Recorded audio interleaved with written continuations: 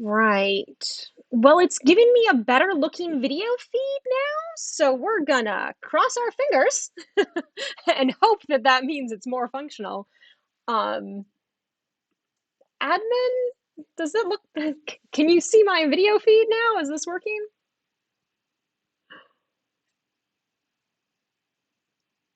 Because it looks like it's working for me, but I don't 100% trust it. Okay, okay. Um, Also the chat window that's supposed to, in theory, show me chat is like I can never find where the chat's supposed to be on the website interface because the web interface is weird for Twitch. Um, so ostensibly I'm monitoring the chat on Twitch, but in actuality I can't currently see it. So we're trying. Technology aside, good evening. Welcome to Geek Girl Cosplay Part 5. I am Tereshkova Costuming, or Torrey, and this is the season finale of me walking you through my costume build process. So, yeah. Um, yeah. So what I've got in store for today is a get ready with me video. For those of you that do not watch beauty and makeup YouTube, a get ready with me is where your YouTuber talks you through their process of what makeup they're putting on and how they're doing it and all that, and gets to chat a little bit. So that's what we're gonna do today. I'm gonna walk you through how I do my costume makeup, and kind of the whole process of getting ready to costume, what that looks like, and a little bit about how to, what wearing costumes is like, and a little bit about how to store them and deal with them once you're done wearing it. Um, yeah. Why is it so hard to find the...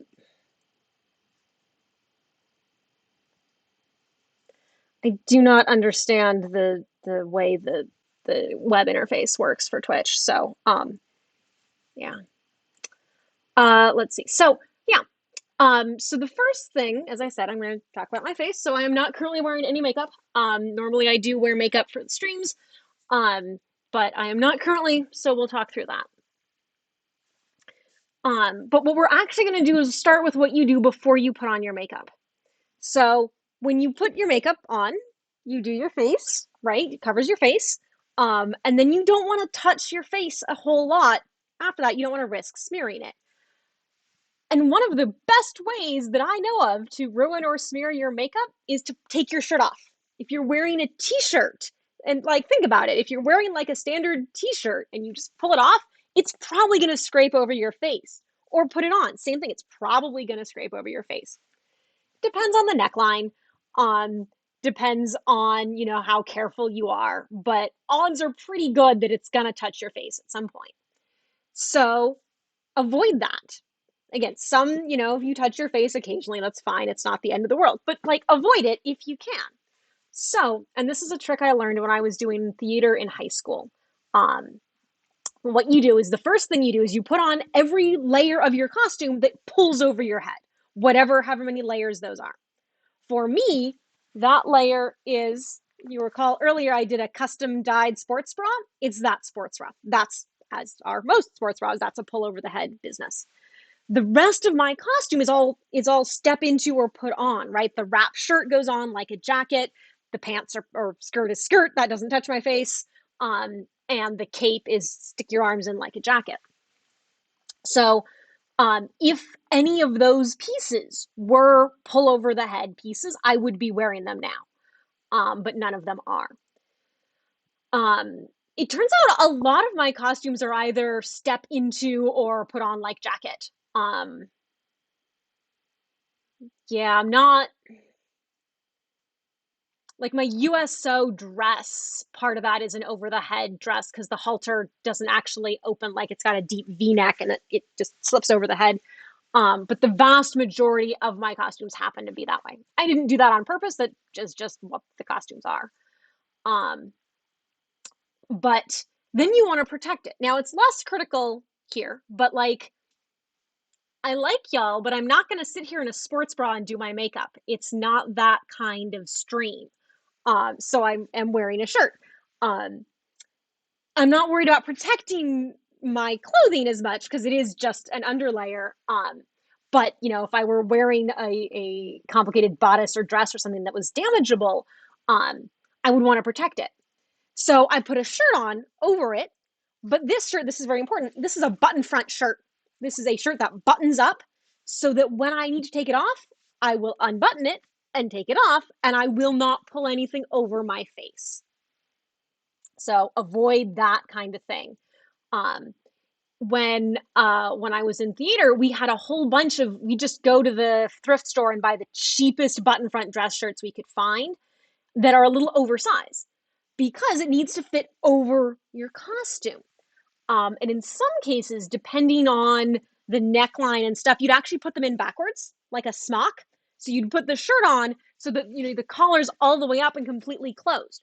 So that whatever makeup dust, powdered eyeshadow, setting powder, whatever falls down, you take it off. It doesn't get on your costume and stain it or ruin it or just be on there when you don't want it on there. Yeah. So that's what's going on here. And I happen, because I'm doing Star Wars costume, I'm wearing one of my Star Wars Club racing shirts.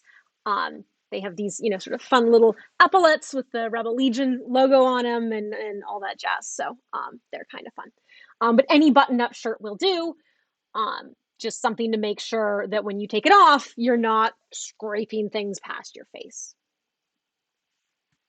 All right. So that's the starting wherewithal, is make sure you are appropriately covered up, and that your clothing is prepared to not damage your face.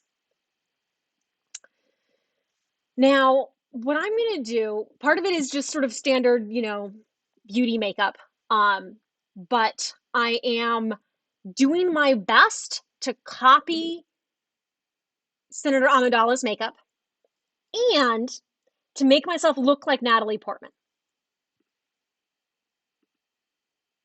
So I have a couple different reference photos here, actually. There we go. So a couple different reference photos that I've pulled up here. Normally, I do this in the bathroom. And so I just prop one up on my iPad or my phone. And here, since I'm using the computer screen instead of a mirror, I've just sort of put it up, you know, full screen here where I can see it. So I'm going to do two things. First thing, I'm going to contour my face to look as much as I can like Natalie Portman. And then I'm going to worry about copying the beauty makeup that she's wearing on top of that. So a little bit of contour first here. And actually, so I'm going to be wearing a wig with this costume, right? I do not have this sort of elaborate curly hairstyle that she's got going on. I was finally able, after, let's see, what was it, 15 months, I was able to get a haircut, and it was very exciting. Although my hair hasn't been long enough to do Padme since 2007, I think is when I cut it. It used to be hip length. But the point is, I'm going to wear a wig, so I'm going to go ahead and put my wig cap on now. I did not put it on before because, wow, they look really dorky, and I wanted like a couple minutes of looking less dorky, a little less dorky. So, yeah. All right. So the wig cap goes on. It's just a piece of mesh, like a stocking, and you just kind of pull it on. Make sure all the bits are shoved back under it here, and then pull it back so it's riding pretty much at your natural hairline, more or less. Make sure everything's tucked in.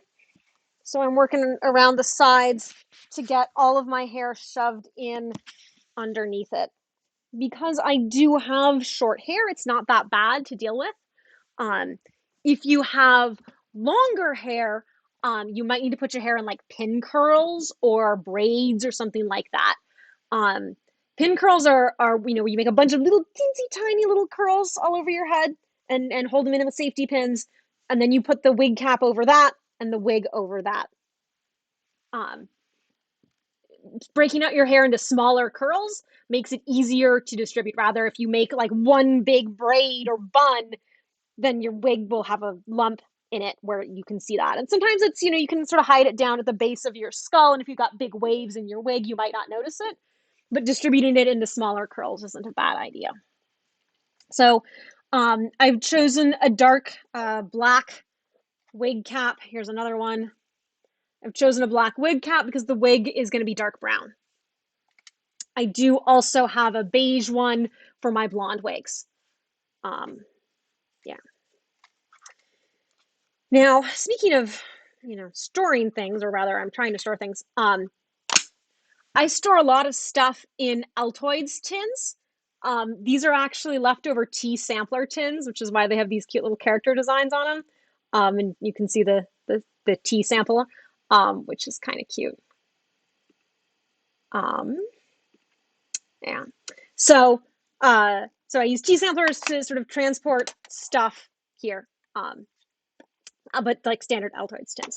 So I've got my wig cap on. This has gotten my bangs up out of the way, which is nice because I'm about to not want them in my way.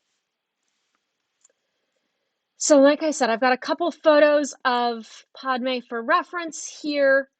Both of them, from this same shot. You can see she's wearing the costume that I'm going to be dealing with. And I tried to get sort of the best face-on shots that I could. This one here has her sort of more head-on, but it also kind of looks like the color's been pumped up. If you compare side by side here, you can see that in the one that's now on the left with all the text on it, her costume is a lot tealer, bluer. It's a much different looking color than the one on the right. And the one on the right is a little more accurate, although it's all a headache no matter what, whatever trying to color match. But this is good because she's looking almost directly at the camera. Like her eyes are a little off, but her face is pretty much pointed at the camera, and that's what I want out of this, because what I want to do here is to look at what she's is to look at what she looks like, so that I can make my face look like that. And the biggest thing I always notice with Natalie Portman is that her face is wider, like her cheeks are a little wider out than mine are. And generally our faces are not quite the same shape. And it's not gonna be perfect. I know this. I'm not, stressing about it. But I am sort of vaguely attempting. So I've got a contour kit here from a brand, Makeover Essentials. So in 2019, I was at the mall food court that's attached to the Dragon Con Host Hotel complex, and some enterprising salesman had come through with gift bags to sit down and try to sell to all the cosplayers. And he stopped by. My friend and I were getting lunch, and we're in costume clearly, and so he's like, "Hey, are you interested in buying some makeup?" And we were. And it was, not like spectacularly amazing, but it was a pretty good deal for what we needed, and we did actually both need it. So this is their contour kit here, which has some, as you can see, lighter colors and darker colors. And the idea behind contouring is put light bits where the light should reflect and put darker bits where you think there should be shadows here. So in order to adjust the way my face looks a little bit, what I do is I put highlights down the outer edges of it to kind of pop that so that it looks a little, it looks bigger. The highlights broaden my face a little bit. It's not going to be perfect. We're now experimenting with how well the video feed works. I may end up using, I actually do have a mirror here, so we'll try some of that.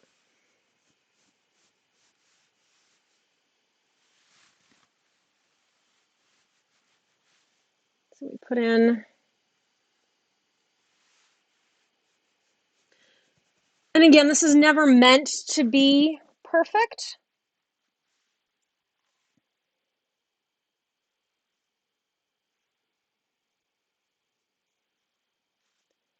But it sort of helps a little bit, and it's kind of fun to play around with a little bit. Same thing. So I want to make sure I get the sides of my forehead here, like so.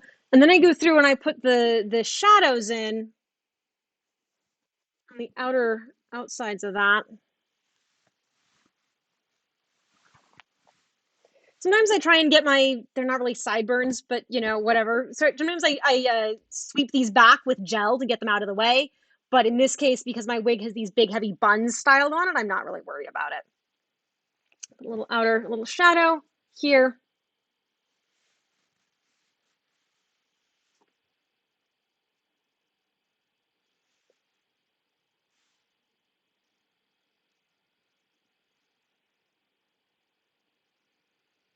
I also want to thin the shape of my nose a tiny bit. And this one, the nose is really easy to shape with contouring because you look at it kind of straight on and it's really easy to add some shadows to the sides of it that aren't actually, like, it's not like you actually make your nose thinner, but you can make it look surprisingly effectively.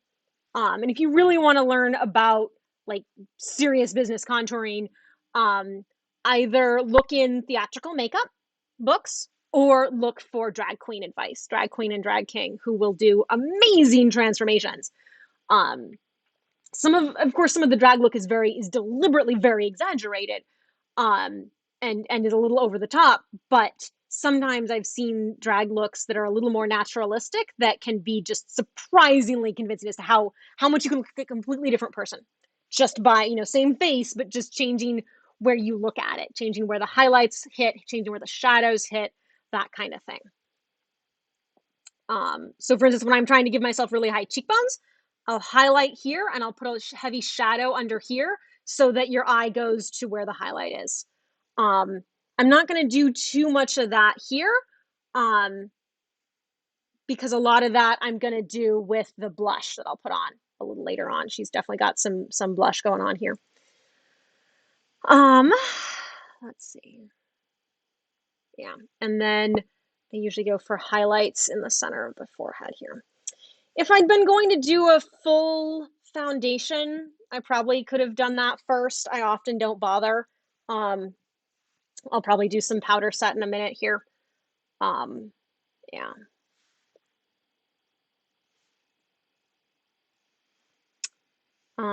Let's see.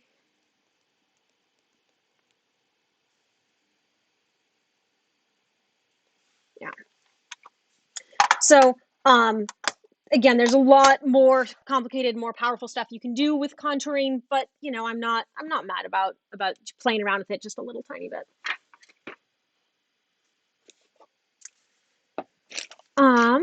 Let's see. What did I say? I said I would probably do a little bit of powder. So my favorite powder is from I'll show you the whole experience here. Is from a company called Besame Cosmetics. I think I've mentioned them on stream before. They are a company based out of Los Angeles that does vintage replica makeups. This is their Agent Peggy Carter inspired box kit here, which I keep, so you can see the SSR logo here. So I keep all of my Besame cosmetics in here, including the powders that I'm about to use. Rouge. But the best thing about this here, it's got a letter from Howard Stark Industries, in which he says, Peggy, say hello to your newest pieces of tech. Some of these are screen used. She uses Stark lipstick that has special drugs mixed in. So it's the letter from Howard. It's it's a signed photograph of Howard Stark because he's that jerk. I mean, I love the guy, but like he's that jerk. Um, and then there's a hidden compartment. So there's your top layer, and then it opens up, and it's a little secret hidden compartment with the lipsticks in it. One of mine is currently over here, so we'll just move that. It's got the lights are reflecting. There, it's got so this one is Forget Me Not. and it's got the 3 different lipsticks and a couple other ones of theirs that I really like. So secret compartment. It is delightful. But what I really love here are their setting powders. This is brightening vanilla powder here. So I'm just gonna sort of do that all over. This, of course, means that my computer desk is now going to be covered in powder, and we'll just have to deal with that later on. So I've got some in the lid.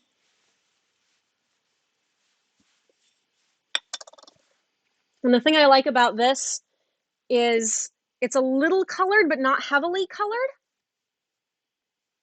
It smells nice. This one, as promised, is vanilla scented. So I'm trying to get some of the powder down into the lid, but not like too much. But it's mattifying, so it takes away that nice greasy oil sheen that we get sometimes, or that I get a lot. So I really like it for that reason. The lipstick colors are to die for, and like every now and then I think to myself, why do you spend mumble per lipstick on occasion? Like, isn't that a lot of money for a lipstick when you can go to Wet n Wild in the drugstore and pay like $2 for a lipstick? And the answer is inevitably yes, I can buy a $2 Wet n Wild lipstick, but the more expensive ones will last all day through both lunch and dinner and still look fresh, and still be like these beautiful, bright vintage reds. So sometimes it's worth it. All right, so I went with the yellow. I have also a pink and a violet color here, but I went with the yellow one because I think it's a better sort of color match. In this context here. The pink one can make me look a little paler than I really want to be. All right. Let's see. This photo only kind of well, it sort of shows it. Let's see if you can see it better in any of my other photos.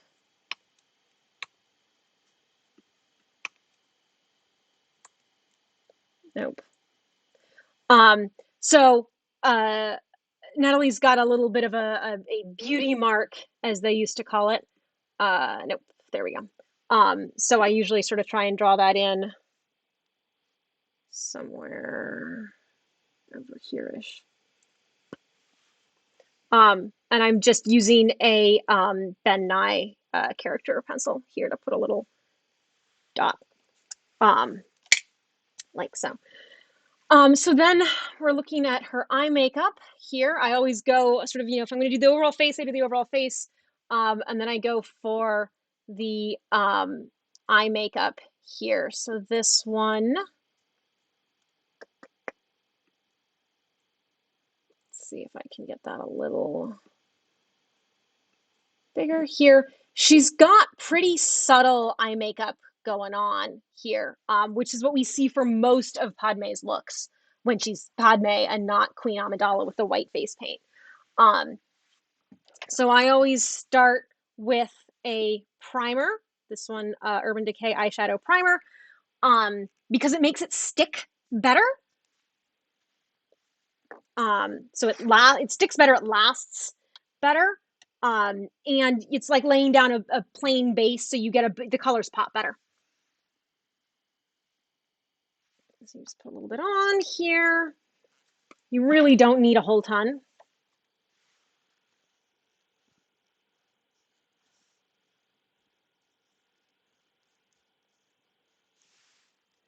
And smooth that out.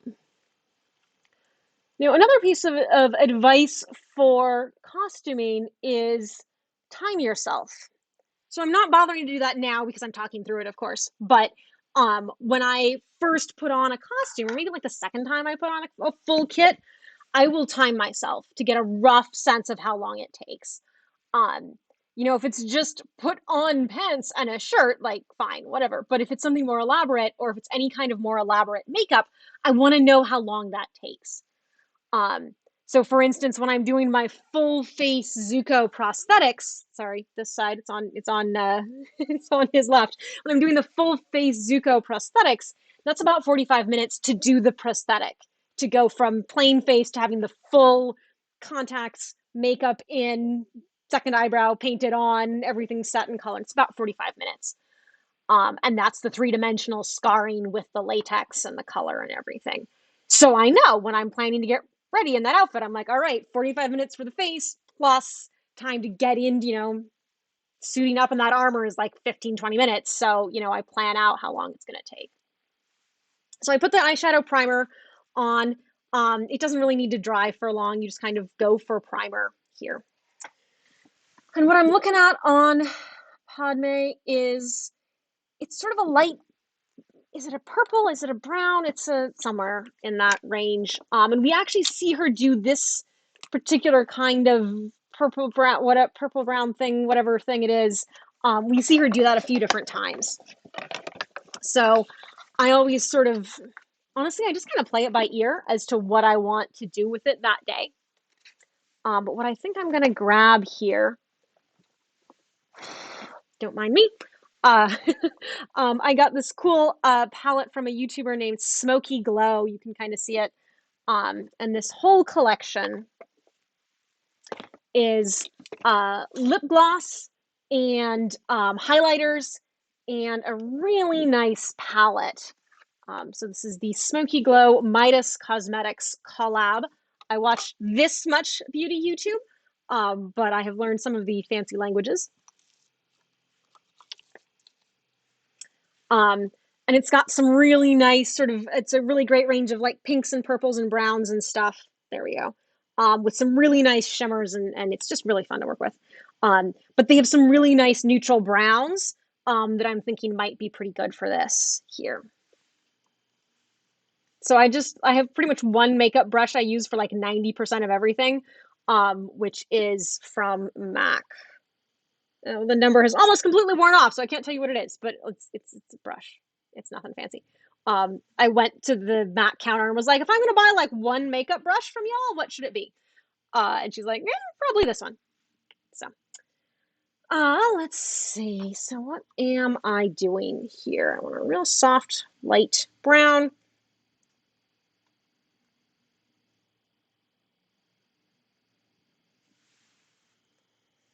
And I just go, the lighter color up towards the brow bone. I always like to do a lighter color sort of as a base, like so. Normally we would, fast forward through all the really tedious parts, but we don't have that option. So I've got a nice, let's see if I can do the thing where I point dramatically at which one I've used. Here we go. There we go. So I've got this nice brown here, which is called Vote. And I want to go in real light because the color is like, I like the tone of it, but the color is a little too dark and saturated for what I'm actually going for here. So I'm going to go ahead and go in fairly light with that over the lid here.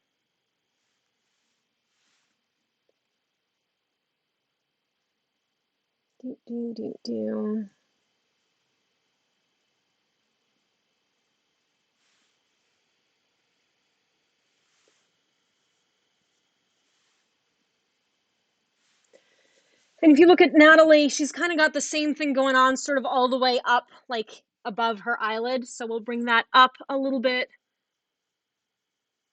Not all the way up to the brow, but up and sort of outward here. And I'm just kind of copying the shape that I'm seeing there.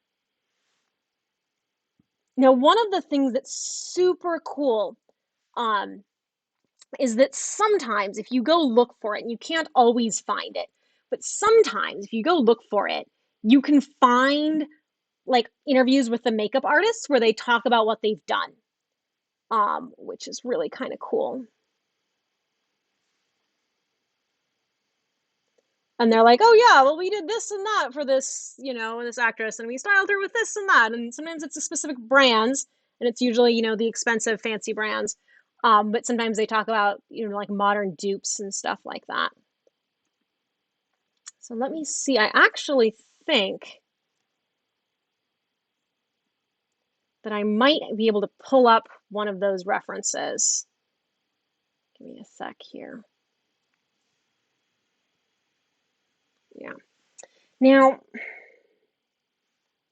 I'm not going to do it from here. I'm going to grab a different one. Well, we hope that my weird internet pack rat tendencies are good and that I haven't deleted the thing.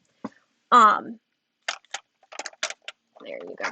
I want to bring in a little bit of purple to this. Yes, haha.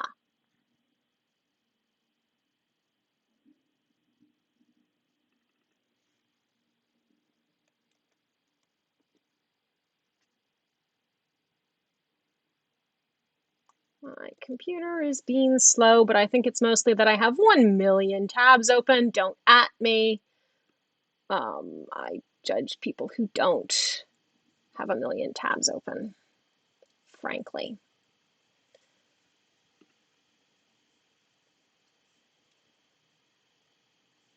All right. So,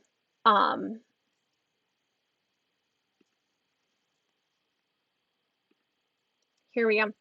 So here is a CNN.com article from 2002, but it's still there. And what we've got, let's see. Hairstyle.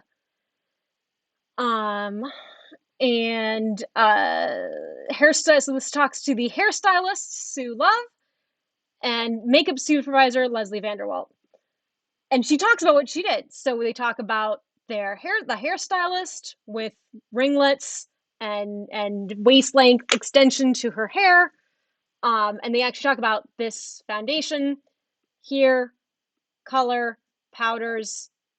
So it talks very simply. It gives you the specific colors. And I don't know if MAC still sells.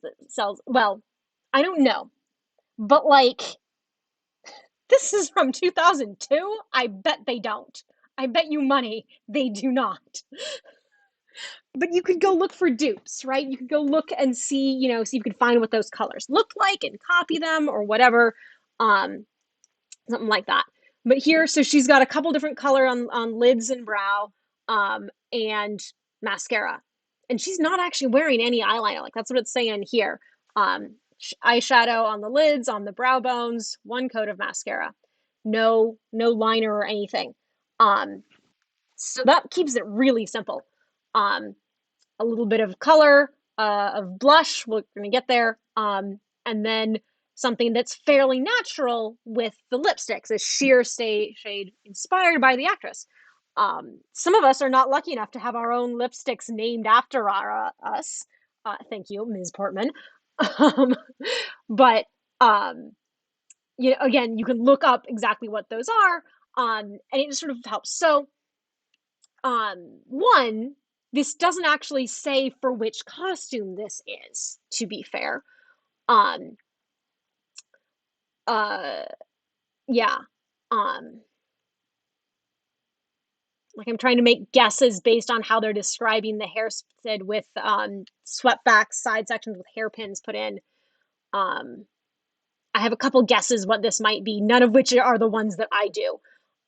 So again, I'm still going to look at exactly what I am wearing, look at the reference photos, but getting a feel for this.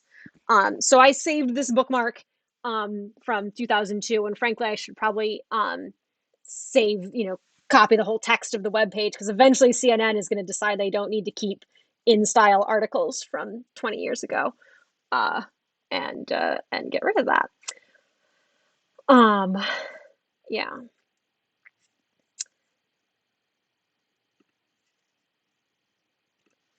So I'm going to skip, and you can actually kind of see this here. She doesn't have a whole lot of eyeliner going on there.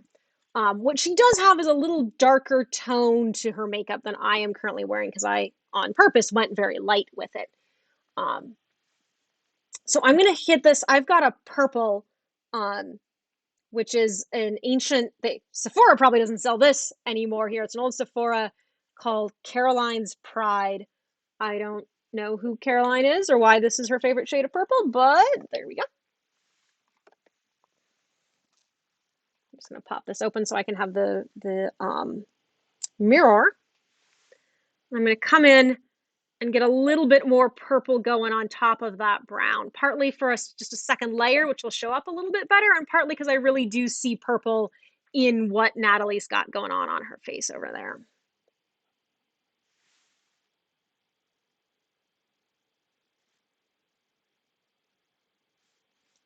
But it's so easy to overdo it with these looks. She is wearing very minimal makeup, or at least, it looks like she's wearing minimal. So I always have to remember myself to go really, really gentle. Because I normally like something that pops a little more when it's me doing it for my purposes.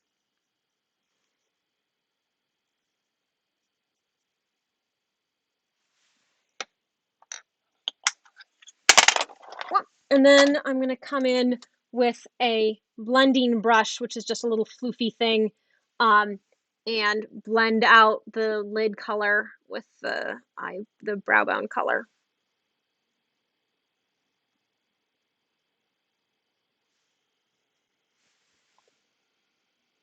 Yeah, yeah. Hit that. It specified mascara in a black brown color, but I only ever have black mascara. This is a sample from Fenty Beauty. I actually also have Besame Cosmetics also do these really nice vintage makeup. They do cake mascara, which is kind of nice. Like it's a solid cake you get a little water on, or where the mascara is in a tube and you squeeze it out of the tube onto the brush and then brush it. So like the toothpaste on your toothbrush, except eye makeup. Then you make the mascara face.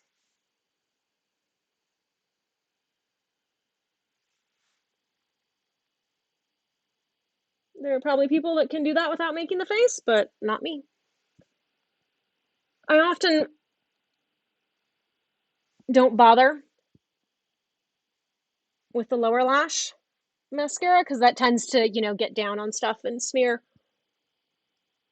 But we'll go ahead and go with it. Cool. A little bit of mascara. Normally, I always am a big fan of eyeliner, but again, both the, makeup breakdown and me looking at her, I don't think she's got any on. So, nah. Let's see. We want a nice peachy blush kind of a thing. I still have some ancient peach CoverGirl. So just sort of hit the apples of the cheeks there.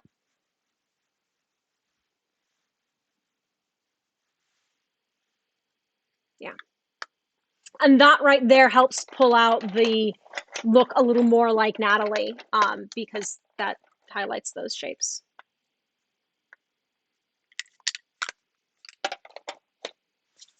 I've been wearing less and less blush lately because it over shows up on camera. So when I'm doing Zoom lectures, if I put blush on, I look like really flushed. So I've been kind of skipping that a lot lately.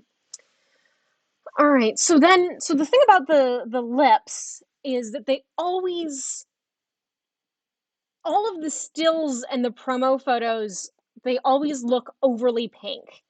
Like you look at them and you're like, that seems like it's way too bright of a pink for what we're going for. But like that's consistently the color that she has. It's always a little bit brighter. There we go. There we go. I like Lush's lip scrubs. So this is Galaxy. This is their lip scrub that tastes like space. So it's just sugar with a little bit of oil in it. But it is raspberry flavored because the molecule that does the active flavoring for raspberries is called ethyl formate. And I could draw the structure for you, but I don't have a good way to share my drawing with you. I do it via Zoom all the time, but I don't have a good setup for that for OBS. So we're going to skip that. But the molecule that makes raspberries taste like that has been detected in like far-flung reaches of space, of like clouds of space dust. So space tastes like raspberries, which is kind of cool. So I like a little bit of a lip scrub just to kind of plump my lips up. Normally I rinse in the sink, but I didn't bring the sink up, I didn't move the bathroom sink into the studio so I could stream for y'all. So we're just going to improvise here. Let's see. And then honestly, usually for Padme, I end up kind of doing a mix.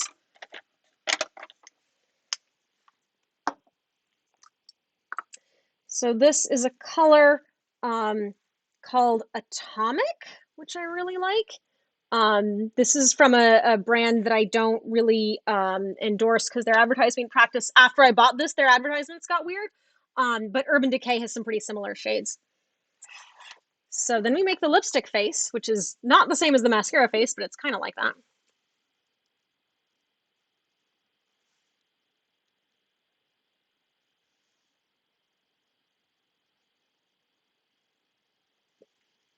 So I grab sort of one of the pointier ends of the lipstick and I kind of draw and then fill in.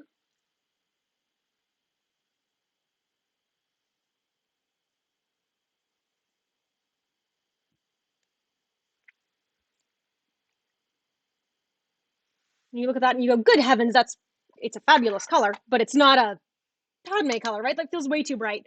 But again, one, she's always brighter than you think. Two, I'm going to blot some of that off on my Kleenex. And then put a second layer. This is drugstore makeup in Pink Frost. It's got a little bit of a shimmer to it. And it mixes, these two colors happen to mix pretty well.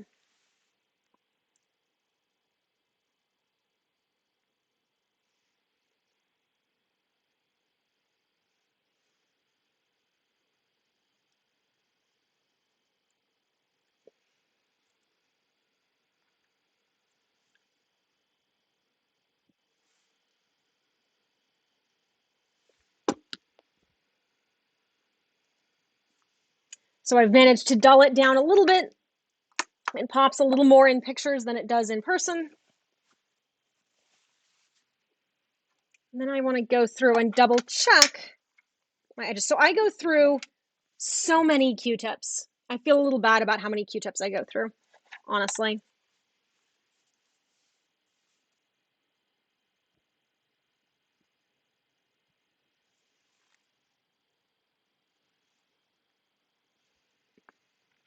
But just cleaning up the edges wherever I got pink on the skin where I don't want it. I'm just going to sort of clean that off. More weird faces. All right. You may already know this trick, but if you're worried about getting lipstick on your teeth, or you do, what you do is you stick your finger in your mouth, wrap your lips around it, and pull your finger out like so.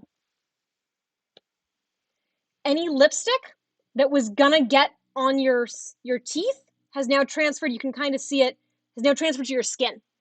And by doing that, by just sort of aggressively pulling something out through your lips, you clean off all the lipstick that might wrap around to the inside and get on your teeth. It's not going to be like 100% guarantee, but it is pretty effective. And if you do have lipstick on your teeth, I just go through and clean it off with a toothbrush.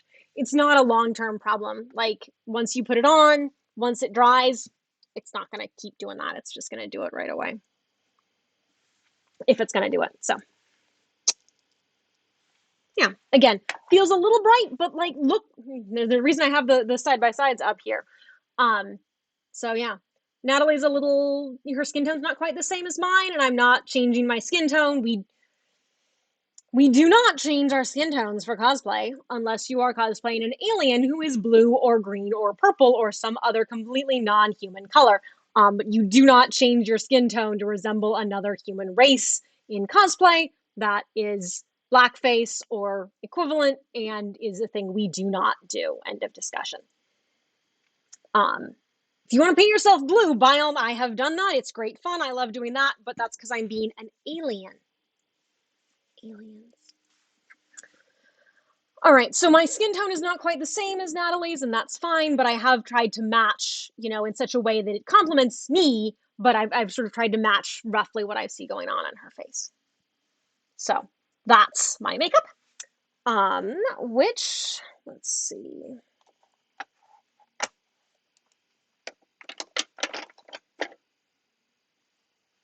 Yes, so then I'm just making sure I'm not missing any important pieces of it, because the next thing you do is I hit it with setting spray. And I like the Urban Decay All Nighter spray here. you know, whatever, there's lots out there, but I really like this one. I need to get more of it. So I'm gonna try not to spray too much of it on my devices, sort of spray a T shape or an X shape, and then I kind of walk into it. So I sort of mist my face and walk into it, like so. Give it a sec to set. Yeah. Then I go ahead and double check. Most modern makeup works really well with this. If you're using theatrical makeup, you're going to want to set that using powder, which is a whole different thing. Some of the vintage makeup I have doesn't work as well with the modern setting sprays. So if I do my vintage makeup, I have to touch up my mascara afterwards. But I still like the setting spray. And between the primer under the eyeshadow and the setting spray over the top of it, that works really well. I've had that last really well, you know, all day, and still look really good. So yeah, so that's the face. That's my face. That's how I do that. And the next thing is to put on the clothing. Again, this is not that kind of stream. Uh, so I'm going to go ahead and throw on my base layers of my fancy short skirt and my top. And I'm going to put y'all on the Be Right Back screen. So feel free to comment in the chat and think of interesting things. And I will be back in a few minutes in different clothing.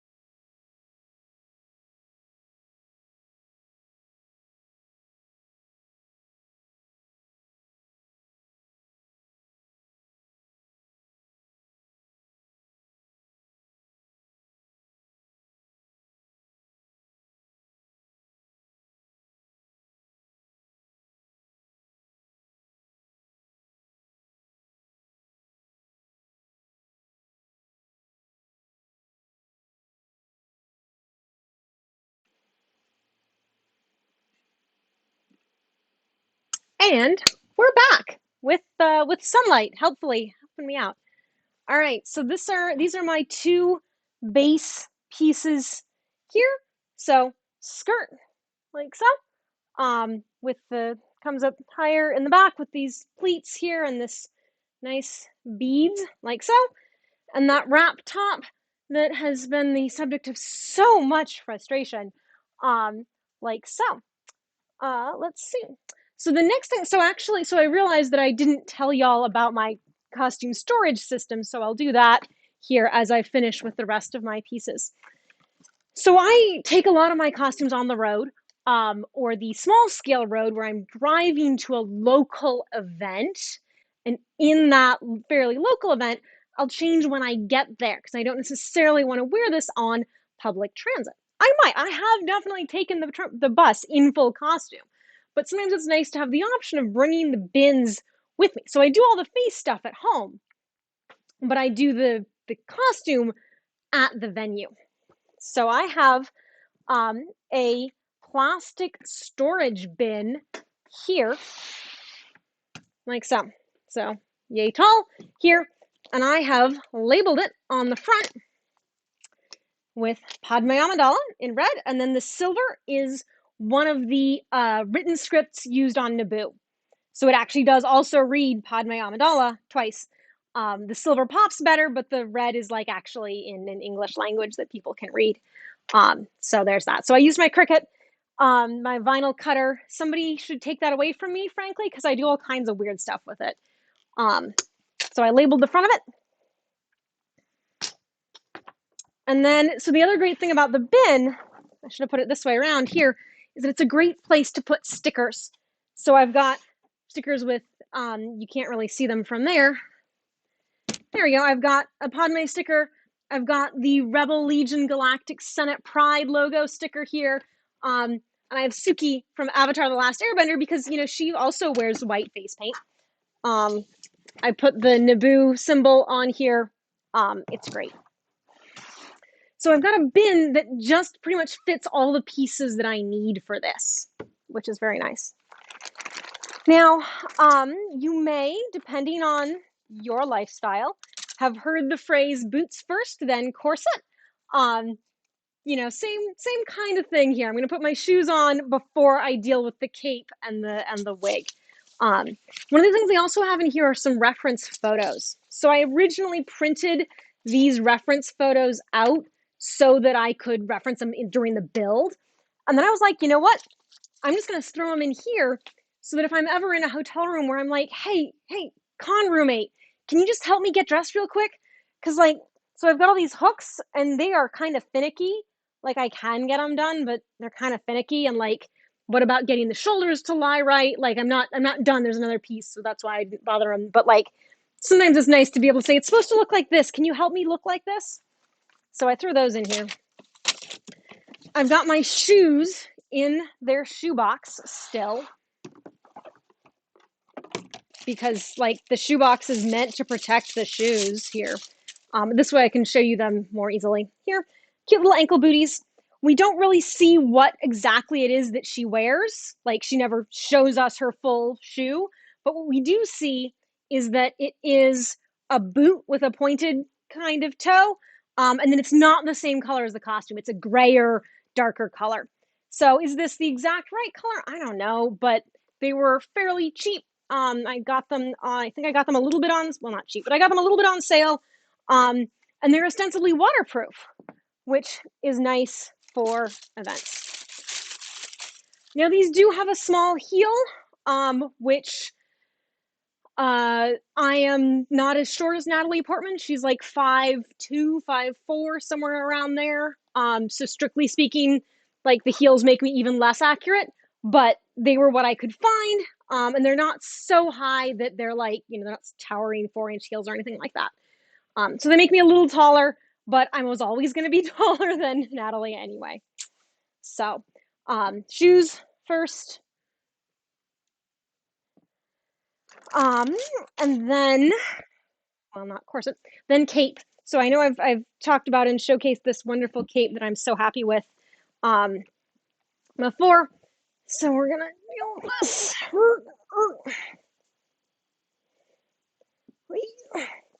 The sound effects are not required, but they do sort of make it a little, there we go, easier to deal with. No. So it's nice when you have, I am literally alone in my house right now, but it's nice when you've got other people that can assist.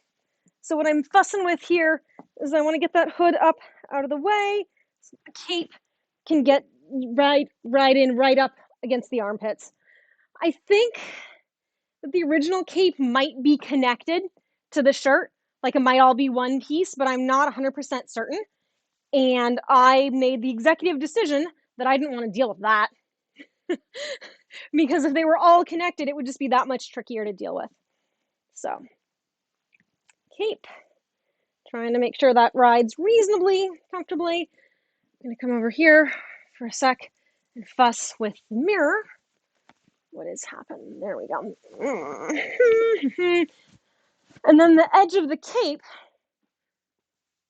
comes down over the shoulders. So I'm kind of yanking it down over the shoulders, or the edge of the shirt comes over the shoulders of the cape.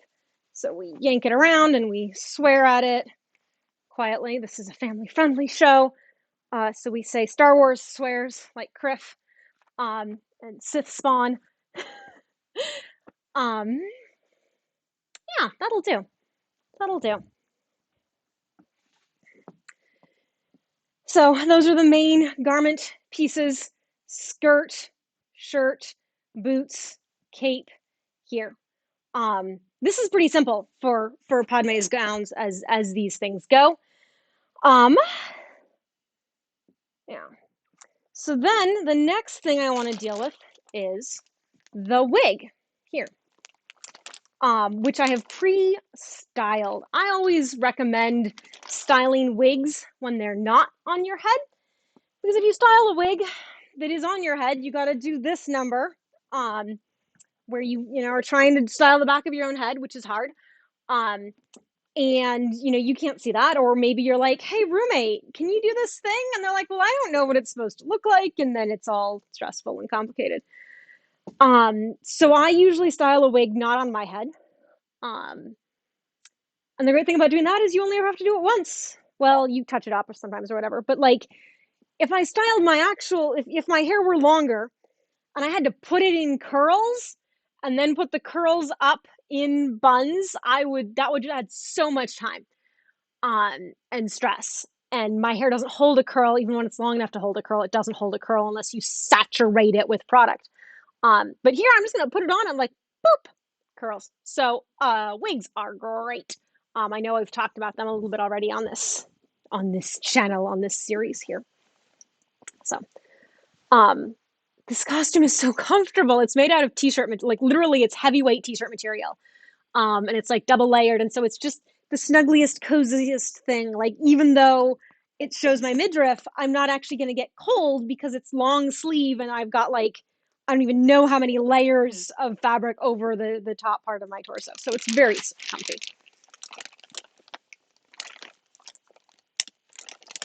All right, so this wig has already been styled here. It is from Arda. It is a Mary Classic.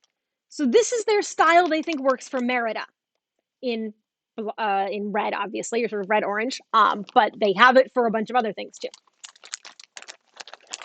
So wig is in a plastic bag, and then it's got a netting. It's stored in this sort of open mesh netting. So I always put that back on, which means we now carefully take it off here and set that aside. So the way this wig is styled, we've got a long ponytail here, and then it's tone on tone, so it's hard to see. But then we've got these big buns on either side of the face, which kind of are reminiscent of her daughter, Leia. Now, if you're putting on an unstyled wig, the usual advice is to bend over, put the wig on, and then do a dramatic hair flip back to help settle it in place. But I don't really recommend that for anything with any kind of detailed styling, anything that's not just a long, loose wig. I am also going to switch audio because I'm about to put on some buns.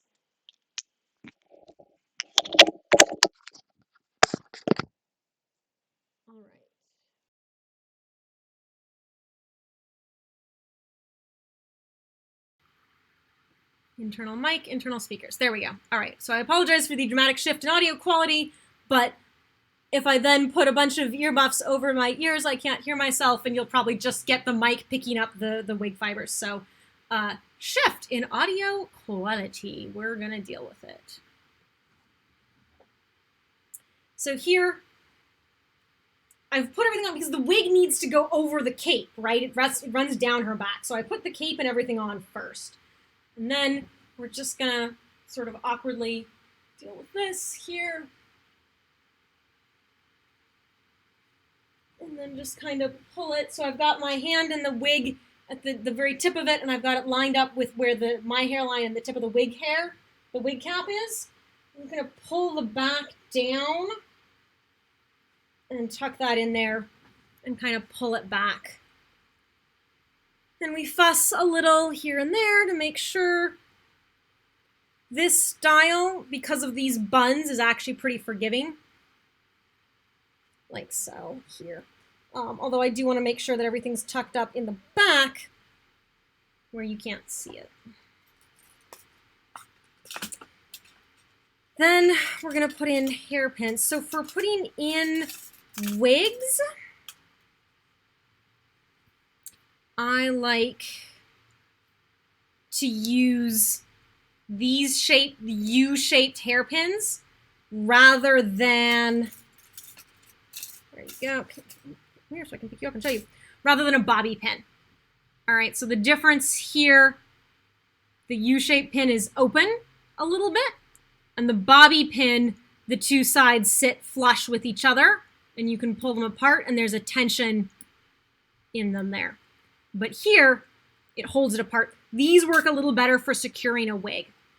So you put them in there, you figure out, where's a loose spot in the wig. So like this, I should have shown you before I put it on. This particular wig has a, not a skin, actually it does have a little bit of skin top. So see that right there where it looks like, like you can see white skin through that? That's a little bit of a rubber piece called a skin cap or a skin top, so that you can part it. So if I wanted to part it a little differently, or you can see the part, it looks kind of more natural. I don't want to try and put a pin through that. And you'll often find that right around here is like denser solid fiber. You're looking for the parts where the wig fibers are in rows and there's sort of a little bit of a gap between them. That's where you can sneak these in. So that's typically not right here. It's typically going to be off to the sides. You just kind of put the pin in and then sort of angle it sideways and slide it through until it stops. This wig isn't so bad because it's pretty light, and it's not back heavy. I mean, it's not really back heavy. It's just long hair. So I'm just gonna stab pins in sort of wherever I feel like it.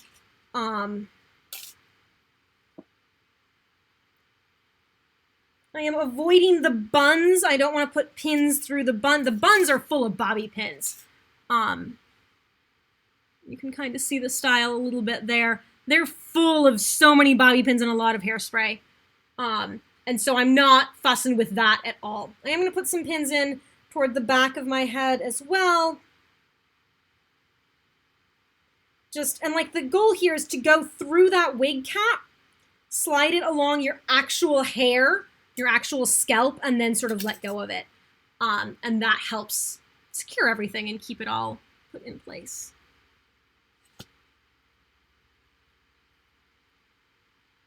Like so.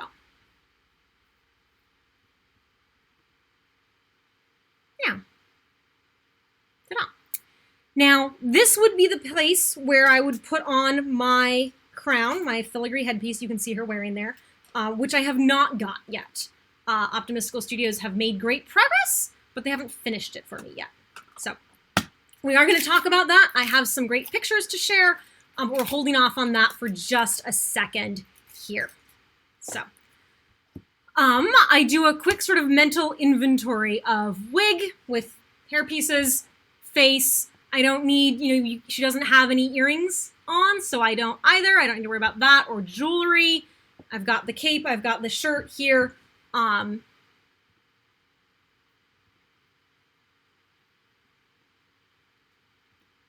and fit Come on, thank you.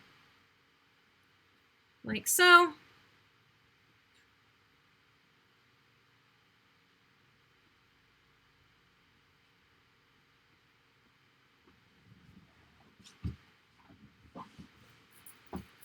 And I can sort of, you know, stand there and look dramatically into the distance.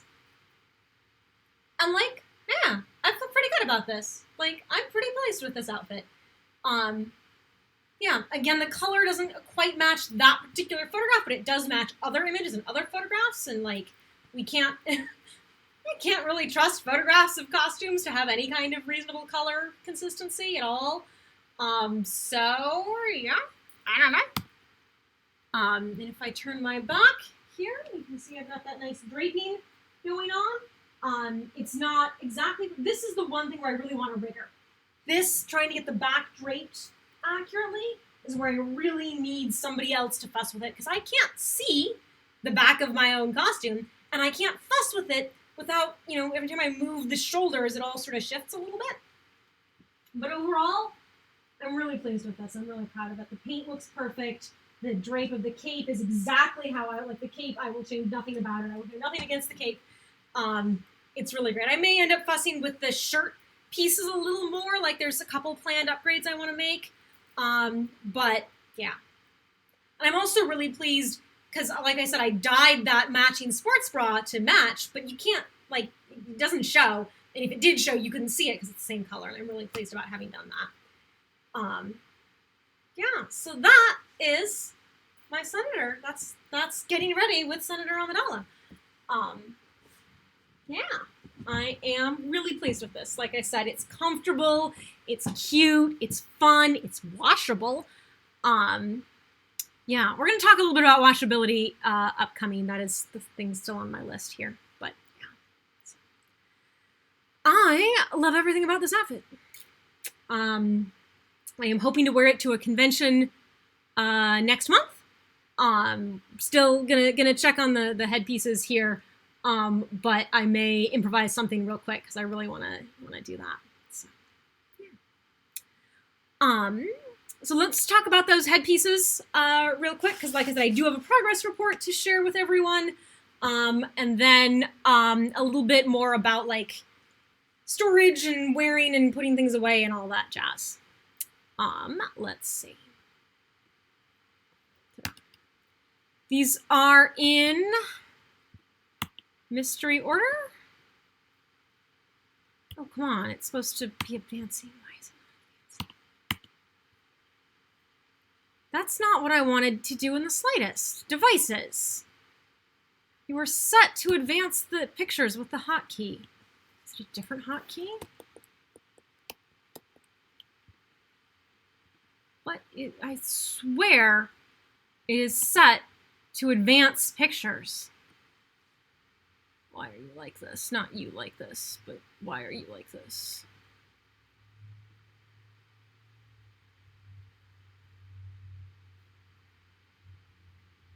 Like, I told it.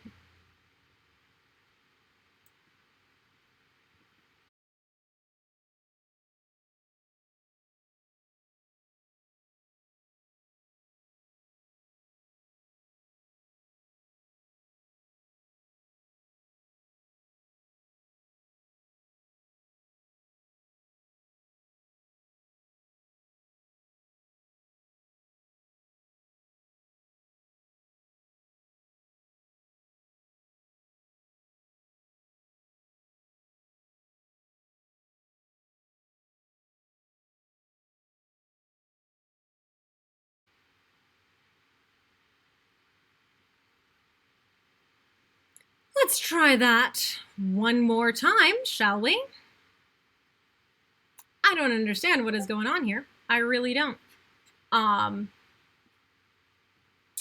But the thing just went bleh, so my application just crashed. We're gonna try that again. Why is it not doing the updates?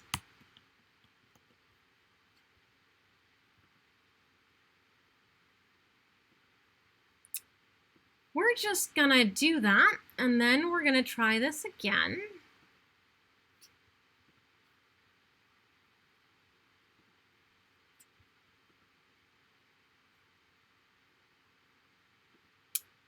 we add the new image files.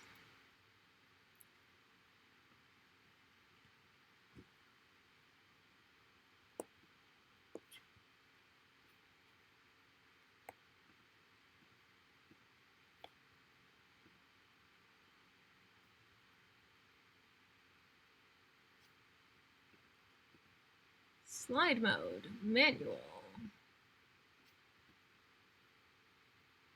All right.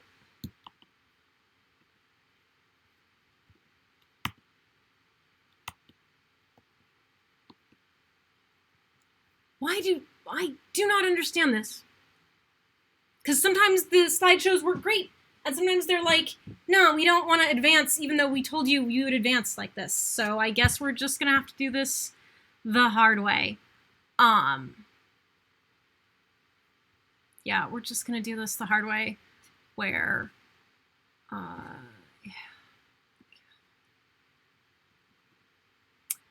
Anyway, so I talked to my silversmith, which is a thing that I can say is that I have a friend who is my silversmith. I pay him for his work because we pay our artists, dang it.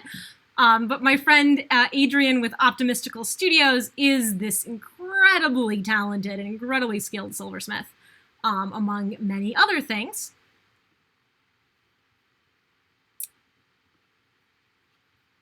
And we're gonna pull up the more finished shots for y'all here. There we go.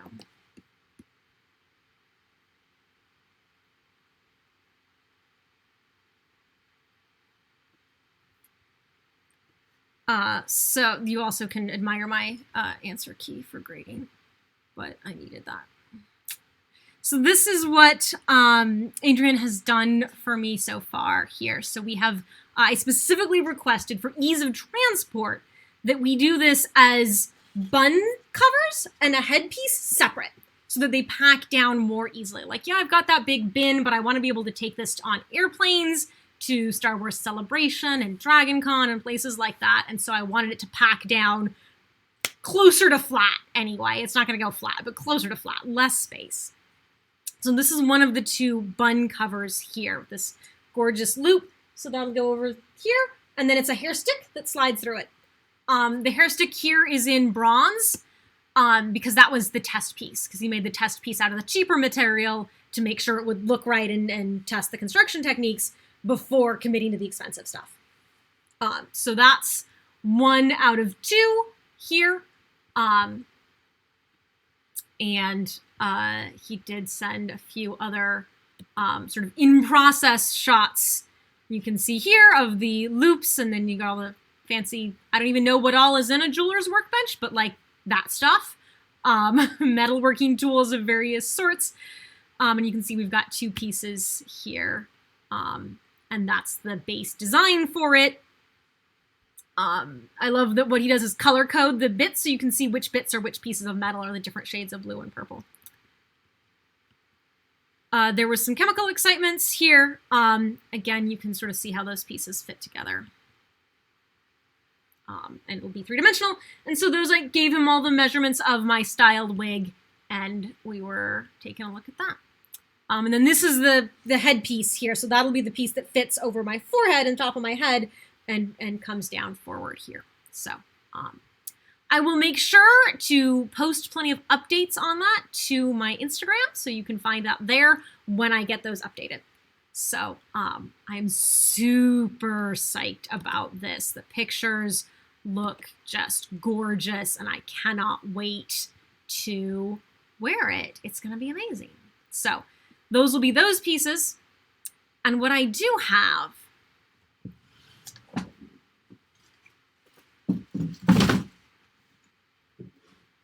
is the last silver piece that Adrian made for me. In this custom-made, custom pressure fit box. And I may have shown you this before, but it's worth sharing again here.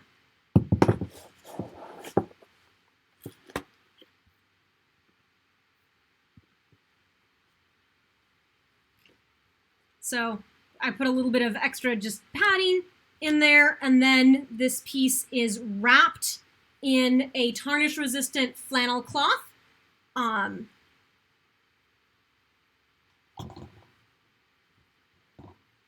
This is my Galadriel silver crown. So this is the kind of workmanship that we're talking about here. So this is very large. So Galadriel's crown here, points, has these beautiful, beautiful flowers here. And of course the light's washing it out, so you can't really clearly see. But down inside each of those flowers is an itty bitty teeny tiny white topaz, I believe is the stone we went with here.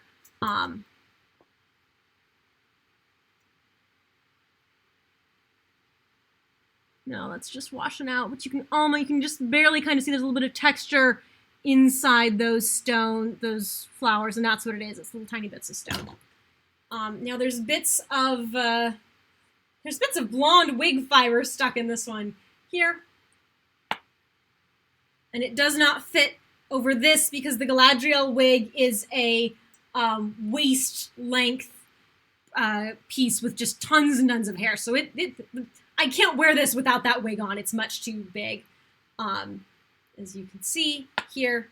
But Adrienne does just spectacular work. So it's not quite what Padme is going to look like. But it's not, not what she's going to look like either. It's got some of that same feel to it. So that's that piece. And I love it so much. If you go back and watch the first episode of this series, I wore my workout gym Galadriel costume, specifically so that I could show that off. This is the other piece here. This is the brooch with a mother of pearl disc that is actually from New Zealand, from a New Zealand supplier. So it wouldn't surprise me if this is the same stuff that real Galadriel is wearing, that Cate Blanchett wears, with this hammered silver texture for the moon piece here. So that would sit right there on Galadriel. The red flannel is there. The piece is held on with magnets, and so it keeps the magnet pieces separate rather than having them stick to each other. Easier to pull them apart. So that is the type of workmanship that I'm going to have on this crown. I'm so excited. I was originally contemplating making it myself. And I mentioned that to Adrienne sort of casually, and he kind of went, please let me make it. Please, I really want to make that crown. And I went, okay, sure.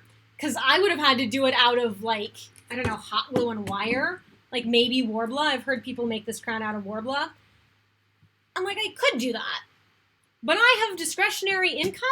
And I like giving it to my friends, and two, having fancy things. Like, I like playing dress up. I wouldn't spend so much time dressed up as a queen and galactic senator if I didn't like wearing fancy things. So, he's doing that for me, and it's super great. Yeah, so updates on the headpiece to come when I have them. Hopefully before too much longer. But progress is being made, and it looks so yeah. So let's talk a little bit then about sort of other, storage details and stuff here. So I have this bin, like I said, it's pretty much the right size to fit my costumes. Like so. And I do have, so right now it's empty because I'm wearing everything, but I'll shove it back in there. And then it's easy to transport to a con, or, to throw in the back of a car when we're going to an event. And then, I'll bring it home, I'll wash it, we're going to talk about that in a sec, and then, stuff it back in there. And then I know I have all the pieces, because they all live there. The boots live there, everything lives there. I do have some cases where I use the same boots for more than one costume, in which case they do not live in the bin, but I make a note. But for anything where I've got a single-use piece that's one costume only, it goes in that bin. So this lives here. Both of my Captain America costumes live in the same bin because they sort of jam in there. My X-Wing pilot lives in a bin. I've got Galadriel in a bin. So not only this, but the dress and the wig and the lantern that I carry with her sometimes. That all lives in a bin. Because it's just grab and go. And even if you don't bring the whole bin with you, everything's in the bin so you can find it later, which is really convenient.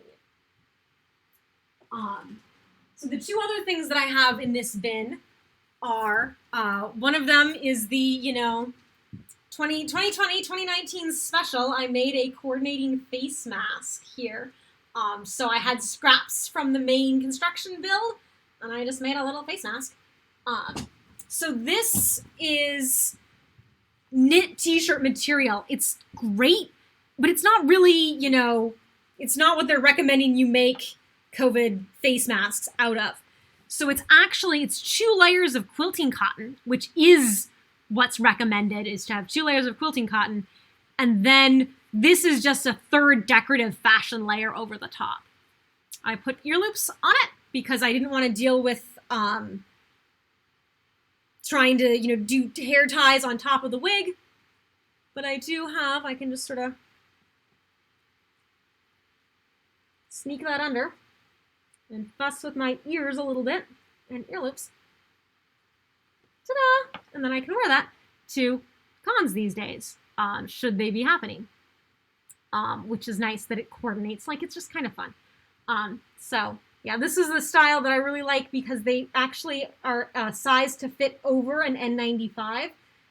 So it gives you a little extra protection if you want to do that. Yeah, so that's super fun. I'm going to unmask here because you're video streaming, and I want better audio quality. But yeah, if this were for a con where I knew I was going to be masking the whole day, I probably would just skip the lipstick, honestly. And honestly, most of the face, just worry about the eye makeup because that's all you can see on top of that because it covers your whole face. There are people do talk about ways to, like seal your lipstick so it doesn't come off as much, but honestly, I'll probably just skip it. Yeah. Fun times that we live in. Fun and interesting times. But so I made a matching face mask. Which is kind of fun. And then the other thing, where did I put it? It's still in my lap. The other fun thing that I have in the bin here are some necklaces. So in the before times, and sometime whenever the after times come, when this will happen again, I work with the Rebel Legion, which is the Star Wars costuming group for good guys that is recognized by Lucasfilm, which means that as long as we do nice things with their IP, they let us play around in their sandbox. And so so some of the things we sometimes do are work with children. We get to meet kids at MLTV Comic-Con. Sometimes we do birthday parties or children's hospital visits, stuff like that. So I put together, I have labeled this Gifts for My Young Friends from Senator Amidala, because I like labeling things. And in here are 2 different sizes of necklace with little beads on them. These are, I believe these are carved bone here. And the reason I did this specifically, if you remember in episode 1 in The Phantom Menace, tiny baby little Anakin hand carves for Padme a little necklace called a Japor snippet. And he tells her that, amongst his people on Tatooine, you give this as a gift to somebody that you want to remember you. And she carries it for the rest of her life and is in fact buried holding it. Because she still believes in the good in Anakin the whole time, even after he, turns to the dark side. So it's this thing that we see Padme with repeatedly. And it's, it's kind of big and people make replicas of them and Disney sells a replica for like $15. But I wanted something that I could give to kids for birthday parties or whatever. So I'm going to give them these little snippets here, these little necklaces, and they're those kind where you slide and they're adjustable. So I made a couple different lengths. Some, I think these are the long ones, and I think these are the shorter size. Yeah, these ones are these are a little shorter for smaller kids. And so that then I can give them to kids and I can say, well, a friend of mine gave me a necklace like this. And so I'm giving you one so that you can remember me like I remember him. because the kids, it's fun to get kids to play along with these things, and it's fun to buy into it. So these are my little Japor snippets to give to kids. I'm going to pick up more of the beads. I only got a handful because that was what they had available.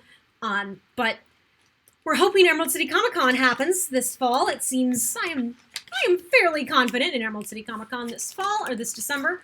And so I want to have things that I can give to kids when that happens. So gifts for my young friends from Senator Amidala.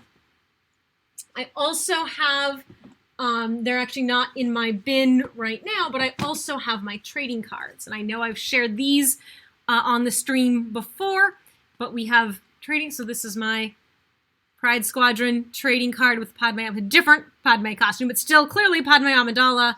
That catchphrase, representation is hope.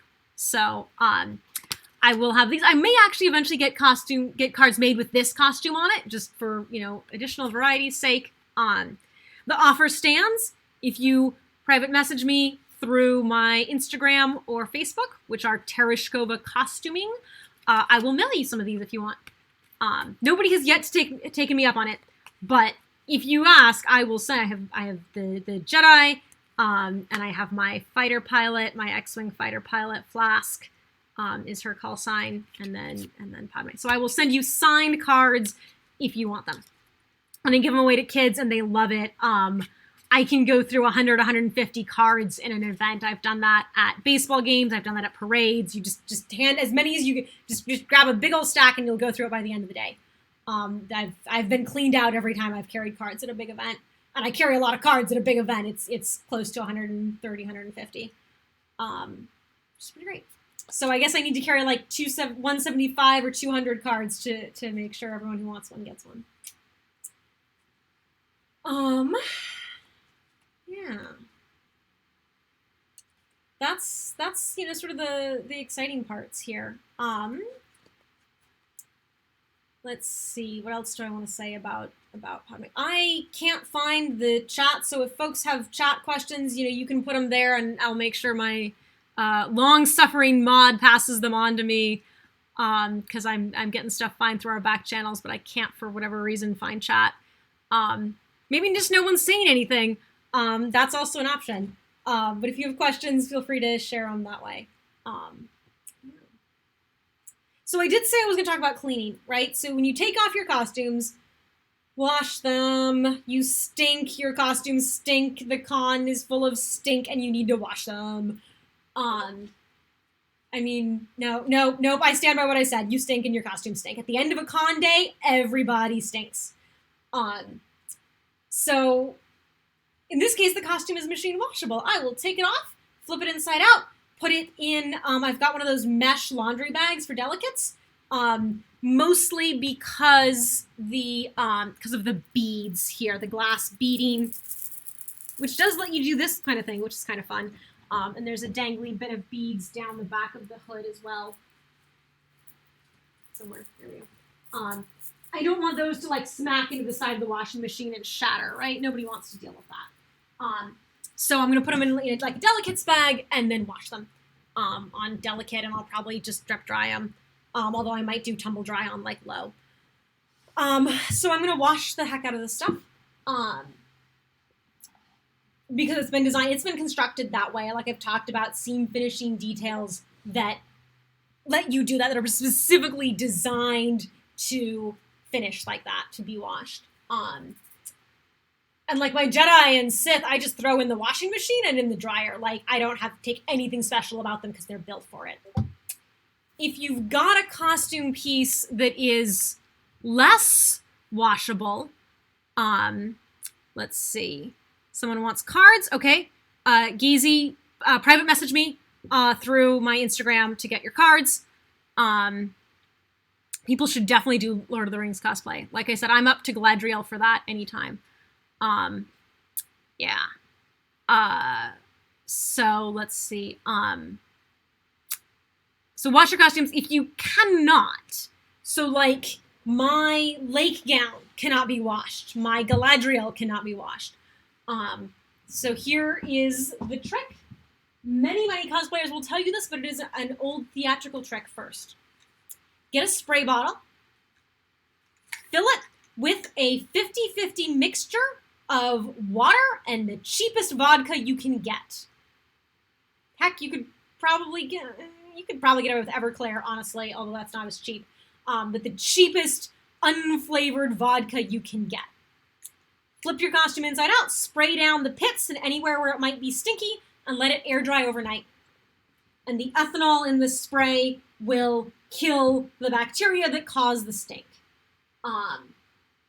It is a mechanical disruption. They cannot evolve around it. It is like, can you evolve resistance to having your house ripped down by a wrecking ball? Like, you can't block that. It's just going to happen.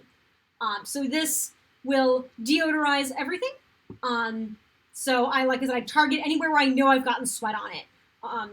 So armpits, down the back, anywhere where you know you've been sweating, just spritz that whole thing down and let it air dry. And like this kind of thing works really great. I've used it on my my superhero costume. So I have I purchased a Captain Marvel cosplay from one of the Chinese suppliers, and it's not washable. There's a lot of cardboard in the support structure, and it's just not washable. So I flip it inside out and spray it down with that and leave it air dry. For that, because when you're wearing a full body suit of pleather, it gets special in there. We're just gonna go with special. And when it does that, I will flip it inside out, spray it down with the vodka water, and then like leave it in the bathroom for a few days so that the steam from the shower can help kind of carry out all the volatiles and make them stink less. So yeah. And that's worked great. Like, it doesn't, yeah, it's fine. It's like a little bit stinky, but like only not so you'd really notice if you weren't me. And even I don't notice it that much. So, vodka water, the cheapest vodka you can get. When I make my convention shopping list, because sometimes at a con, like if I'm flying in, sometimes I'll then plan on going to like a local grocery store to get snacks and stuff. And then, so my shopping list is usually cheap vodka, expensive vodka, or, cheap vodka, and then good booze I actually want to drink, because I'm certainly not going to drink the cheap vodka. But I'm also not going to buy good vodka to spray down my costumes with. Like for that, I get the cheap, like the little cheap, airplane bottles of it or whatever, and then spray that down. So that works great if you cannot wash it. Whatever you do, deal with it. Don't just shove it back in the bin and put a lid on it and ignore it, because then it will stink real bad and you may stink forever. If you've got any stains on it, make sure you deal with those right away. Yeah. So, or anything torn. If something is torn or damaged, or, you heard the scene go pop when you moved or whatever, I recommend that you deal with that right away. In practice, I don't always, but I do try and remember to do that so that I don't go grab it and go, oh crap, I need to put this on in the next 5 minutes, but I know there's a hole in it. I try to fix it before then. So, I think I told the story about my poor life choices around my Ellen Ripley costume, in which I dissolved all the thread out of it, which means every time I wear it, there are new and interesting holes to deal with every time.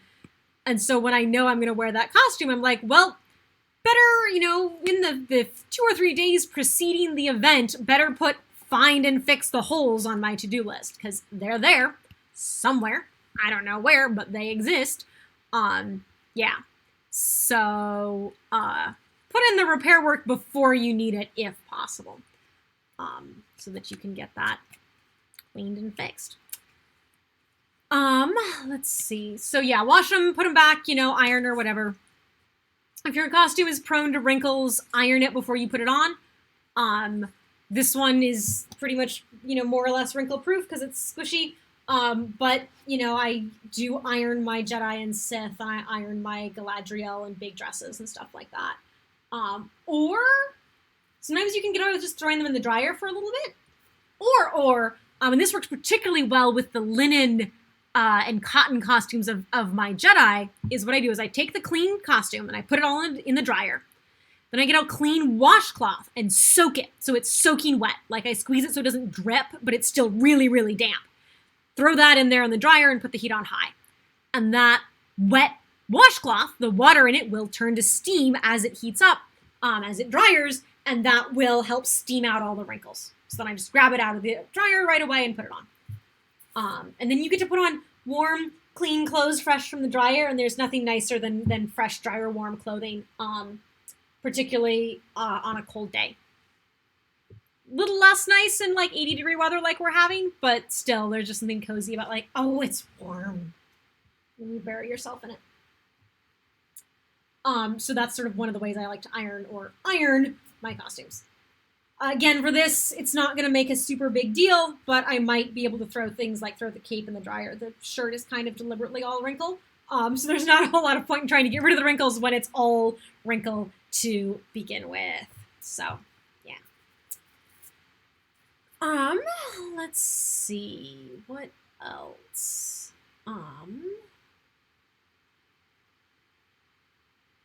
Yeah. I feel like that's the majority of the things I wanted to talk about was storing your costumes, wearing them. Do a test run if you can once you've got your costume ready. So like I, for instance, am testing it out right now so that I can get a feel for how it fits and stuff. Break in your shoes. If you've got new shoes, break those in, wear them around a little bit so you know, oh, I should get some moleskin or whatever it is you need. So make sure that you fix that. And like, I don't know, there's just some kind of fun about that moment when you really get the costume done and you're like, I really am this character. And it's kind of nice to have a chance to savor it as opposed to being like, I gotta go, and just like rushing to the con floor. So doing some test runs is kind of nice. Yeah. For the Rebel Legion, you have to take photographs of your costume because you send it in to be judged so that other people need to look at the costume and see that it does look like what the movie characters are wearing. So you'd send it in for them and then you take all the little pictures where you hold still and you turn it around so they can see you from all sides. And that's part of a test run for that as well, is kind of getting some good pictures. Yeah, so I'm going to do, once I get that headpiece finished, I'm going to do that and get the things. I'm probably going to end up needing to put up, might need to change this sewing a little bit just so that the pieces stay where they're supposed to be. Like they ride up a little bit as I gesture. And that's also part of figuring this costume out, is like, okay, but when I move my arms, you know, how much does it move? Maybe I'll end up having to put some more pins or stitches in there to hold it in place, but just sort of experimenting with that and wearing it around and all that. So, yeah.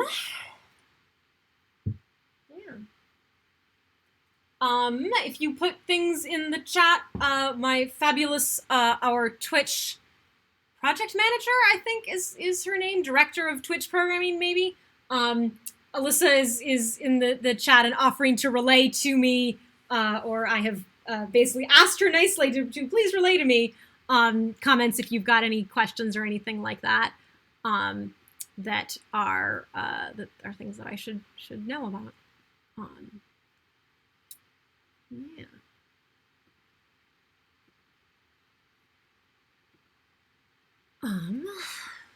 Let's see. People are still talking about Lord of the Rings.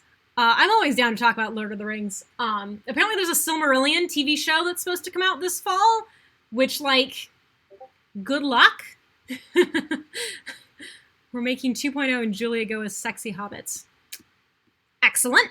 Have fun. I'm going to see if I can find a chat transcript because I want to catch up on these, but for some reason I cannot figure out how to make the display show me where the chat is. Like I never understand how any of this works. Wait, maybe is it that button?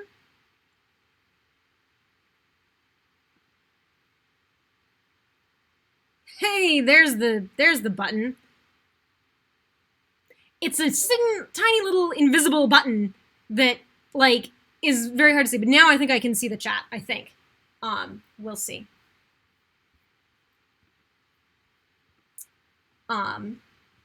Hey, there we go. Emeraldo just said something. Cool. finally, with a 15 minutes left on stream. I love technology. It's the best. I appreciate you hanging in there with the foibles of how this is working. So, yeah. I was more power to them for the Silmarillion TV show because I have read maybe in the neighborhood of about half the Silmarillion, and I'm told there's great stuff in there, but like, phew, there's a lot of really boring stuff. Really boring. So hopefully they find a way to make it more interesting. Fingers crossed. But let me know the day and time, and I will be there as Galadriel to glare disapprovingly at everyone who is not an elf. And even at some people who are elves, because that's really what Galadriel is best at, is glaring dramatically. Yeah. I remember I was hanging out with a guy who'd done an amazing Thranduil costume at last Dragon Con, and the whole so we have an elven procession into the west where everyone carries a lantern, and you walk very slowly, and we sing the song of the elves going into the west. But so Thranduil and Galadriel are hanging out together, and he's just kind of like muttering to me, he's like, this is so hard because I just want to have this giant grin on my face, but I gotta look like, bored and snooty and serious. Because he was just having the time of his life, and it was really fun. So, yeah. That was really fun. I'm always down for Lord of the Rings shenanigans. I will stick some photos, and video exists, but posting video to Instagram is tricky. So I will attempt to certainly post some photos, if not video, of that. But it's everyone sort of singing.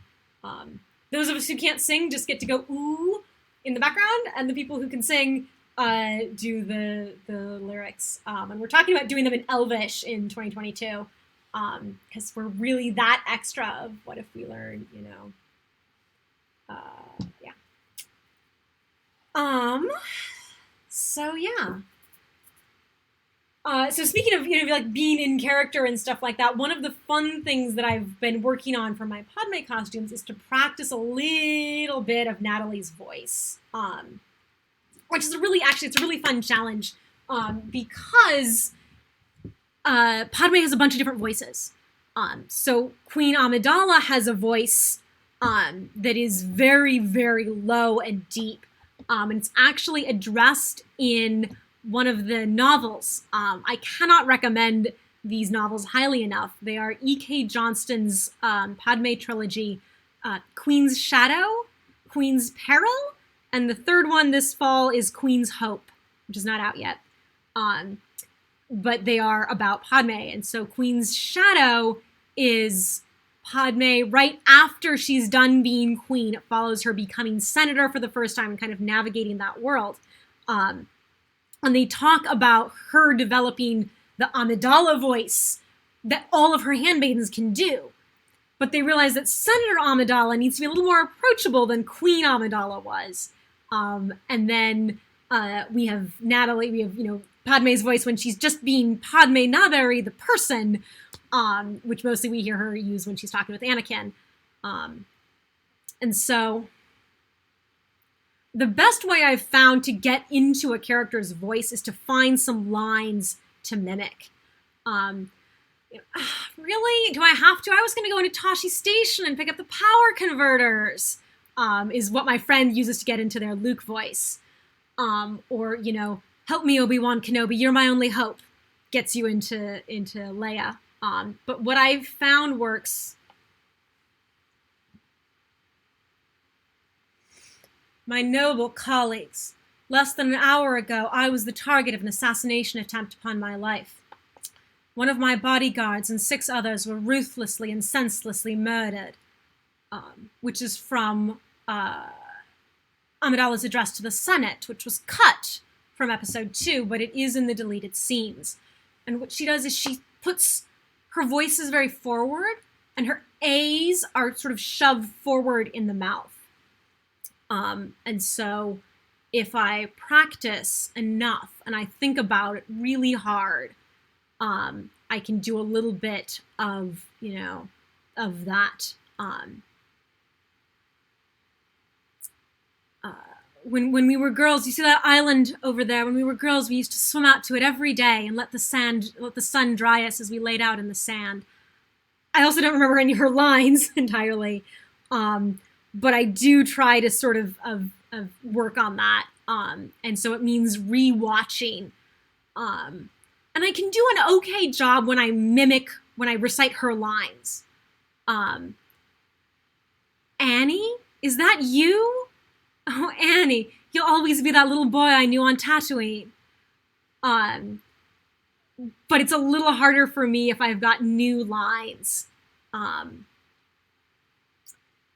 Does this, so working on, and of course, most of it is improv, when you're talking to kids, whatever. And so you have to sort of do your best. And I'm not great, but I try. And so that's one of the things I want to work on. And it does mean listening. The worst parts of the prequels are the dialogue, and it means listening to the dialogue on repeat. And it means listening to the love scenes, which are the worst of the dialogue. Anakin and Padme deserved so much better, and Padme particularly deserved better than to spend the last of her movies pretty much just being pregnant and unhappy. And there's a whole plot line that just got cut from that for time of Amidala and Bail Organa forming what would become eventually the Rebel Alliance, as they're sort of concerned about all these emergency powers and trying to fight, the rise of fascism. But almost all of that got cut. Except, of course, for... and this is how liberty dies, with thunderous applause. And, if she'd gotten more... Anyway. They're so pretty. I will defend the aesthetics of the prequels anytime.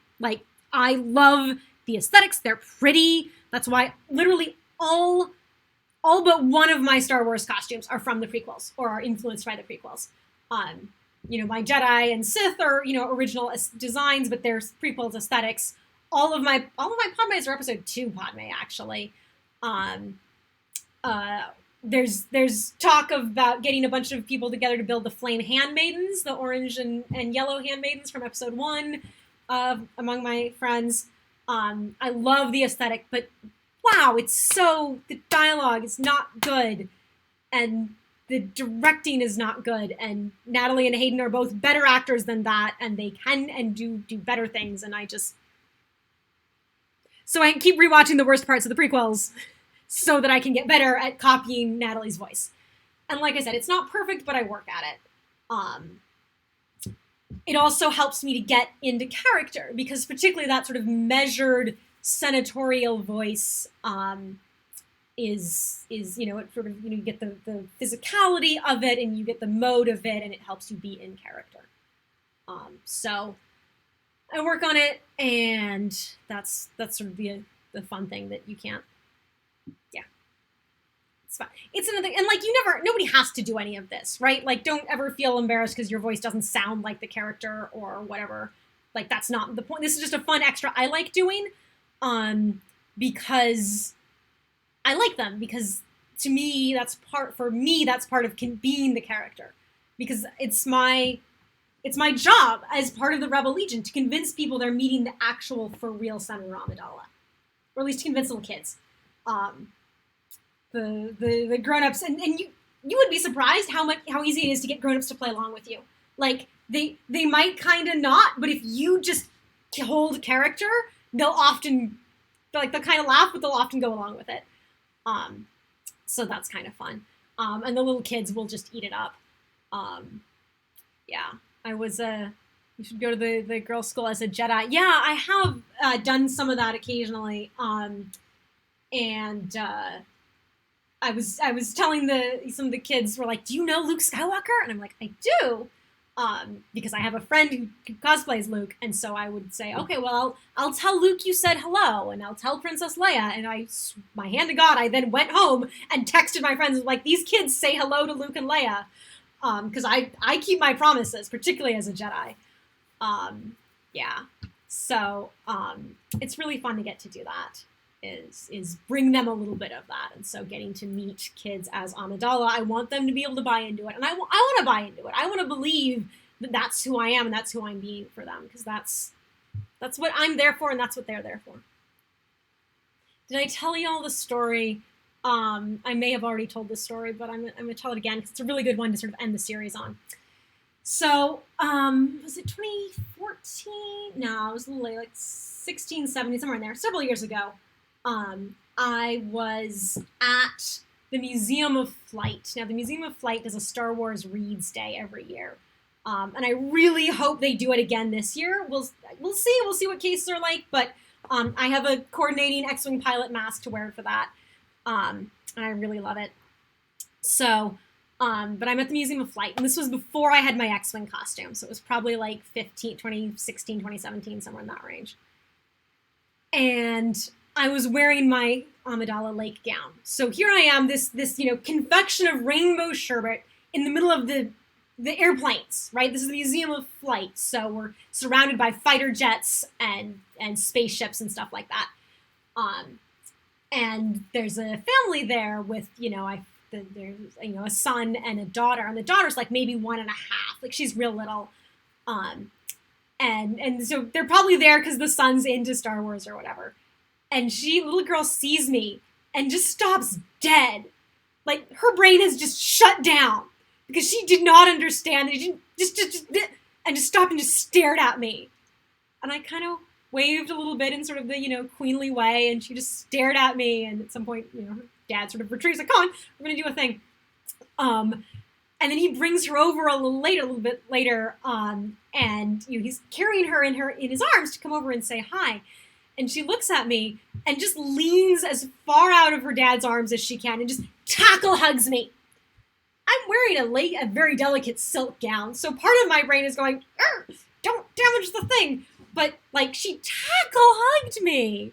And I hugged her back, obviously. And I was like, do you want to get a photo? And she did want. And so we got a photo together and stuff. And, mom had the camera and dad's holding her. And so we got some great photos together. But just complete confusion of just the incongruity of finding a princess or a queen in the middle of the fighter jets. And then getting to come over and hug the queen, and it was just so sweet. And it is one of my favorite memories is getting to give her that, of getting to let her meet. And she was pretty young. She probably doesn't, remember that. She might not have been into Star Wars, but she got to hug a princess. And that was one of that's why I do this, is just getting to be that for them and getting, it makes such a difference, and it's just really, really fun. Thank you for your string of delightful emojis here in chat. So yeah, that's why I do what I do, is that I get to be Amidala. I get to be someone who means so much, and to be someone, to get to be the princess, to get to be the queen in the royal fancy dress, who is also a kick-ass fighter, who is also someone with political power to make a difference, who is also someone who is loving and caring, who is a wife and mother and daughter and somebody who is just all these things to all these people. E.K. Johnston, who wrote those books I was talking about, talked about taking everything that teenage girls have ever been made fun of for and weaponizing it. Weaponizing makeup and being pretty and soft and delicate and just owning it and making it their own and getting their power from that. And that's what Padme is to me. That's what Amidala is to me. And that's what costuming lets me do. So, yeah. Thank you all for coming with me on this 5-part, 5-month journey through my Padme project. This is the season finale for this Geek Girl cosplay. I will be back. We are figuring out season 2. We might do some holiday specials. We're definitely gonna do something for Halloween. We haven't figured out details. So there'll be a couple other things, talking alterations. Maybe I'll take you through my next build.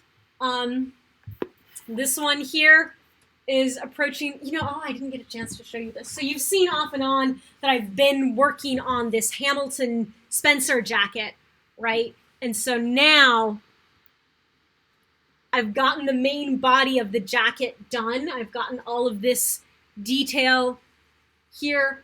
There are more and better pictures on my Instagram. That's Tereshkova Costuming. But that's all done. The piping here, that edge detail is all done. The sleeves are all done with this detail here. They're stiff enough, they kind of feel like detached Winter Soldier arms, honestly. But so these are going to go on probably tomorrow. And I am going to have this done in pretty good time. So maybe I'll do an update on that. At the very least, you'll be able to find out details for that on my Instagram, which also cross-posts to my Facebook, Tereshkova Costuming, if you like Facebook better, although they're owned by the same people. So it's sort of 6 of one, half dozen of the other. But so I'll send you updates for that. At some point, we're going to do a, like I said, Halloween special. So stay tuned. This is not the last you've heard of me. Let's see. What do we have coming next? On the 12th, that's my mom's birthday, is the Animal Crossing fashion show. Then next week, we're going to have our game team recommend whatever they've been up to. We're going to play Overcooked 2. Got a panel about DC Comics coming up, Psychonauts 2, which is very exciting. That's going to be out soon. I love Psychonauts. We've got a book club at the end of the month. So Tuesdays and Thursdays, make sure you are tuning in for all of that, which is super fun. Every time, I don't manage to watch every time we go live, but whenever I do, I always really enjoy it. We've got a great Twitch team who are a lot of fun to work with. So check those out. Animal Crossing Game Team Recommends coming up later this week and next, and then the rest of our schedule. Yeah. So thank you all. Keep being awesome. And yeah. I would say may the force be with you, but that's not entirely Amidala's shtick. So I suppose maybe it's I don't know. There is still good in you. There is still good in the world, and we're here to help make it. So, thanks. See you later. Amidala out.